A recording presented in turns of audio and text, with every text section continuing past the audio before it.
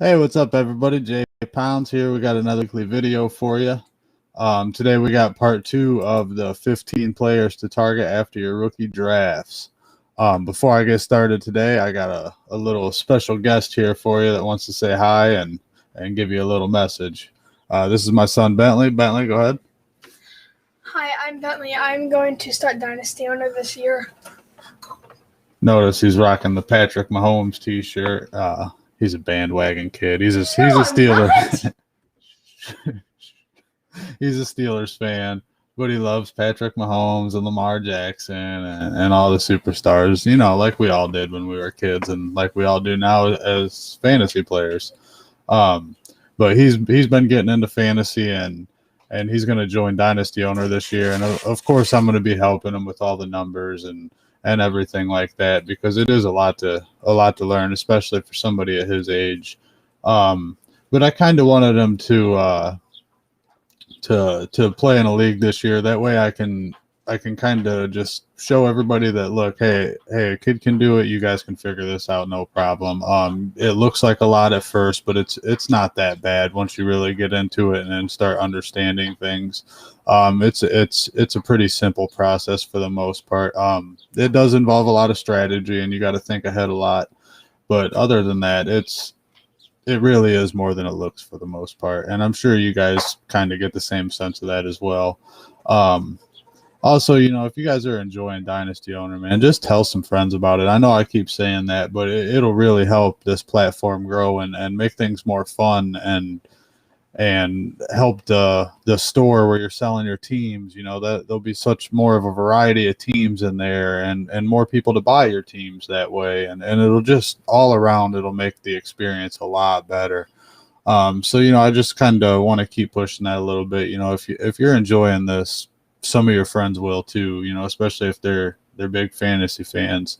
But enough of that. Let's go ahead and get right into these rookies. We got 7 of them today. These guys are more of players that you're not going to see drafted. I don't know if I've seen any of these guys drafted in any rookie mock drafts that I've done so far. They're long shots, but they all also have a pretty clear path to seeing time on the field at some point or in some way, shape, or form. You know, obviously they all have to look decent in training camp and preseason and all that. But at some point, these guys, whether it be by injury or just lack of depth on their team's roster, you know, they have a realistic shot at seeing the field, but it's also a long shot that they're going to be fantasy relevant. You know, it's not often that we see James Robinson pop up out of nowhere like we did last year. It just doesn't happen very often. But with that being said, let's get right into it. Our first player here, we got Jamie Newman, 3 years, $800,000. He's the quarterback of the Philadelphia Eagles. Like I said, long shot. He's an undrafted quarterback. We don't see undrafted quarterbacks in the NFL. Right now that I could find, there was 3 of them that are somewhat notable, and it's Case Keenum, Nick Mullins, and Brian Hoyer. And that's not a very impressive list. So, you know, it's not likely. There was Kurt Warner, you know, so it is possible, but it's very unlikely. But I do like Jamie Newman as the potential backup quarterback in Philly. You know, they do have Joe Flacco, but Flacco, he's just looked bad everywhere he's been since Baltimore and that Super Bowl run. Once they really started to pay him, it just went downhill from there. And Flacco's just never really been the same since. With Jamie Newman, you know, he's a similar type of player to Jalen Hurts. He's more of like a Cam Newton than a Jalen Hurts per se, but he's in that same mold to where they're not going to have to completely change their whole system around if Hurts goes down and Newman steps in, versus to where when Flacco steps in, you got to change everything at that point. You know, there's no read options with Flacco at quarterback. If there is, it's going to be ugly. So, you know, for Jamie Newman, he's got a realistic shot at getting on the field, especially with as impatient as Philadelphia fans are. You know, if Hurts comes out and struggles, you could easily see Newman in there by week 8 if Hurts has a really, really rough start to the first half of the year. And Flacco just obviously isn't the answer. You could see him get a shot at some point. And if not, then you got a handcuff for Hurts for a long time. But that's about all I got for Jamie Newman for now. Let's get into the second guy here. We got Chris Evans. Chris Evans, he's at 4 years, $900,000. He's a running back for the Bengals. He was drafted in the 6th round out of Michigan. Top 15 running back recruit coming out of high school. Very, very sought after kid coming out of high school. Chose Michigan, came out his freshman year in the Big Ten, had 88 carries, 614 yards, 7 yards per carry in the Big Ten as a freshman. That is absolutely impressive. That's hard to do. You don't see it often. And then he follows it up with a mediocre sophomore year. I had 135 carries and 685 yards, which is not terrible. But when you have 88 carries and 614 as a freshman, 135 for 685 doesn't look very good as a sophomore. You're definitely expecting some more progress there, and it just didn't happen. And then the year after that, he was suspended for academic reasons. It's just a little bit of immaturity there, but he did get his stuff together and he came back. And now he's playing for the Bengals, and they don't have Giovanni Bernard there. The only people really in front of him on the depth chart outside of Mixon, obviously, is Samaje Perine and Travion Williams. So if he can beat out those two and kind of fill that Giovanni Bernard role, he'll definitely be a solid bench player for you at least. So he's got a really realistic shot at playing. And I don't see why he can't do it as long as he has a strong training camp in preseason. But, it's the NFL, so who knows? Maybe they'll trade back for Giovanni Bernard at some point or something. It's hard telling with Cincinnati. The third guy here, we got Jayvon McCoy. I don't know if I'm saying that right or not, but he played for Notre Dame. He's got a 3-year, $800,000 deal. Plays for Detroit. He's a wide receiver. He had a lot of talent in front of him at Notre Dame, so he really didn't get to shine like your typical college kids do. He had a 700-yard season last year, but he was playing behind like Chase Claypool and Cole Kmet and the super tight end Mayhem or Mayhew. I can't remember his last name. Michael's his first name. I'm having a brain fart. What is his last name? Michael Mayer. But he's like a super freshman. I've seen some stats Dynasty Owner posted today where his name was ahead of Kyle Pitts, and he was just a freshman last year. I think it was for like yards after the catch or something like that. But just, he had a lot of impressive talent in front of him. And then he goes out and gets suspended for punching 2 campus police officers and then underage drinking at the same time. Some real college stuff there. But nonetheless, he got his stuff together after an embarrassing incident like that. He came back, got his stuff together, and now he finds himself on an NFL roster with a shot to make a team. Detroit, like I said with Sage Surratt last week, their wide receiver room is wide open. They got Quintez Cephas, Tyrell Williams, and Bashard Perryman, and none of them guys have impressed throughout their careers. Quintez Cephas has only played 1 year, so he's still kind of developing a little bit and can turn into something there. But as far as the other 2 guys, if Surratt or McKinley can't beat those 2 guys out, I don't see them really ever being fantasy relevant in their careers. They might stick on rosters at the back end somewhere, regardless of what happens this year. But I don't see them ever being fantasy relevant if they can't beat out these guys. And I know that's unfair as a rookie and not giving them time to develop, but that's just how it is in the NFL, and that's just how you got to look at it from a fantasy standpoint, really. He's got the talent, so we'll see what happens with him. I really think the punching a couple police officer incident basically made him go undrafted and made teams not really want to touch him at that point. The next guy we got here is another Atlanta running back, Caleb Huntley, 3 years, $800,000. Like I said, running back for the Atlanta Falcons. He played his college ball his college ball at Ball State. That was a tongue twister a little bit there. He went undrafted, but this kid is just a monster. I compared him to Jerome Bettis in the article, and I think that might even be an unfair comparison. I think he's more like a Maurice Jones-Drew because he's a little bit on the shorter side, but he's just built, man. The kid's like 240 pounds or something like that, if I remember right. Just a big bruising back. His college career it was just a little odd to say the least. He came in as a freshman and just exploded for over 1,000 yards. And then his sophomore year, he was a reserve, and that's just not something you expect when a kid comes in as a freshman and has 1,000 yards. But that's what happened. And then his junior year, they finally go back to the kid. He ends up as co-offensive co-offensive MVP of the season for Ball State. Finishes with 248 carries, 1,275 yards, and 12 touchdowns in 2019. I'm pretty sure they only played 12 games, so a touchdown every game. The kid was just absolutely phenomenal. And then he comes out in 2020 and looks like he's going for a reserve role again. Gets hurt, misses 3 games, plays 3 games. I believe he started the 3, and then took the rest of the year off for getting ready for the draft. And it obviously didn't go too well for him if he's not getting drafted. He had higher hopes than that, but it is what it is there for him. He got signed with the Falcons in a wide open running back room.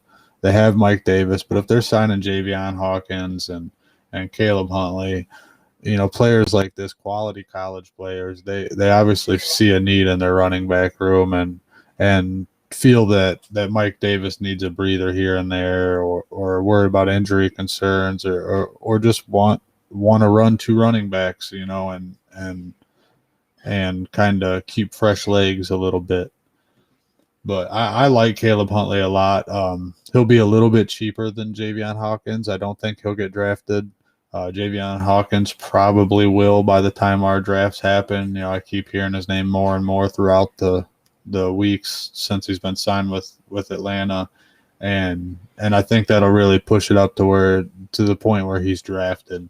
So you can get Caleb Huntley a little bit cheaper, probably $1 million Dynasty dollars after your draft, but you might get into a bidding war if somebody falls in love with the kid. He does have potential, and I like him every bit as much as Jayvon Hawkins, so we'll see what happens there.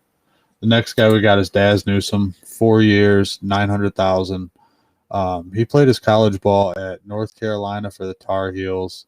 He was a 6th-round pick to the Bears. I wrote in the article, and it's kind of funny. I don't think probably half of us, maybe even more, playing Dynasty Owner in our lifetime have ever seen a top-tier Chicago Bears quarterback. And I went back and looked at it, and if you want to call Jim McMahon a top-tier quarterback, then all right. If not, then none of us have ever seen one.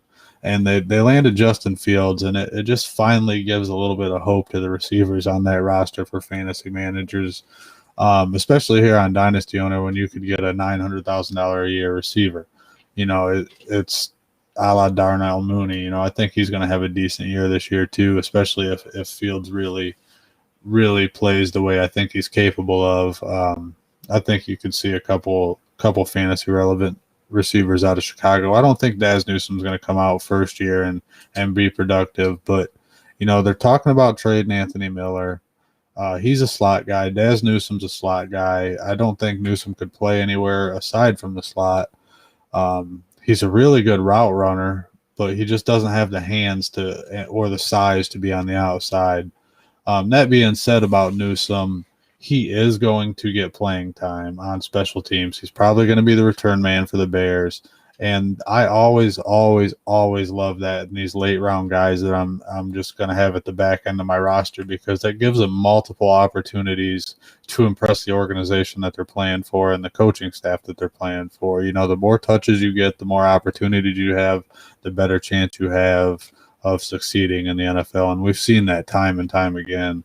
So I really, really just think, with the volume that Newsom could get, in terms of special teams. I think he's worth a flyer just for that reason alone. And then you got the Anthony Miller stuff and all that behind it. So I really like Daz Newsom there, especially if he's undrafted. You know, he's definitely worth a couple million dynasty dollars for the back end of your roster. Up next, we got Tommy Tremble, another guy from Notre Dame.